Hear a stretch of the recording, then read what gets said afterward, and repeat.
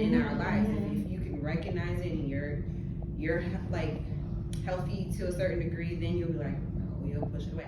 I was tolerating it and not even realizing it because of like childhood things that was considered normal. And I just thought I can handle it. So. But I think we also need to, like, cause men by nature are like hunters, and then they can sniff like a woman if a woman have insecurity. So a lot of times they be praying because like it's this one dude, he stayed like around here. We used to hooked up like way before my 7 years celibacy. But like that's like cause I wanted him to like me, and I seen how traumatized how he treated me just like some other chick, and he didn't treat me how I wanted to be treated. And now that I level up and he's trying to still talk, I'm like, nah. And he just consistent. I almost gave in, but like that's why I go like men are selfish, and then like they just that hunter, that mentality and stuff. I will say men are natural hunters or pursuers. Yeah, they're pursuers. But you said something. You said men are. Oh, what did you just say? You said They're selfish. Selfish. You made a general statement, which is a belief. Like it was a belief statement. It's a part of your belief system that you said. Oh, you just said it. You said men are selfish. That's probably what it is. But some men, you know what I mean? There's some men, not all. You can't kind of put everybody in the same category. You can't say like all black women are this or all, So it's just navigating that space. Yeah. So that goes to the next question. That I was going to say.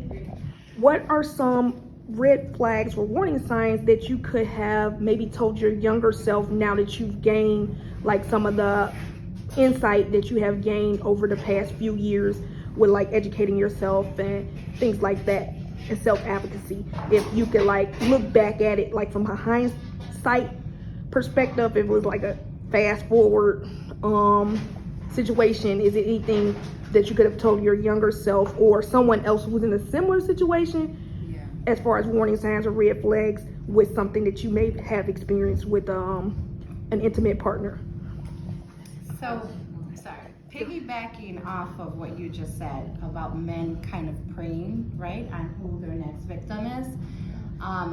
What I learned from my experiences, I would say, is those men who are that persistent and the ones who rush things and really want to lock you down, and the ones that really love bomb you probably are red flags. For me, when someone's really trying to, the two men that I married and that were abusive were the ones who were rushing and really, it was a honeymoon stage and they were great, but they knew of me for such a long time that they studied me, right? And so they knew my family history, or some of them were close to maybe a male cousin of mine, and so they knew things that I had gone through, and so they knew exactly what to tell me, right? And then also in the process of trying to get to know me, it's like, oh, hey, what do you want in a man? I don't answer that no more. I'm like, if you're gonna be the man for me, I'm gonna see it. And because only time will tell. That's another one of my responses. Only time will tell. People show their true colors over time. So even if I'm the one who might necessarily want to push things on a little further, I'm really trying to be, the things that I do differently now is I'm really patient with relationships. I don't want to be rushed. I don't want to rush anything. And I do really want to pay attention to people's reputations. I was very non-judgmental when it came to my dating, right? I was very passive with, oh, he had a history of that, and to be naive and think, he's not going to treat me like that because I'm not going to tolerate that, because this is how I respect myself, so I'm not in the same category as maybe someone he used to date, so he would never do that to me. Don't ever fool yourself to believe that just because one woman goes through something and you think at that time that you are different, that you're not going to be treated the same. He's the same person. He's going to treat everyone exactly the same. So pay attention to people's reputations. Take your time getting to know somebody, and also fix your childhood trauma Yeah. before you become an adult and settle down.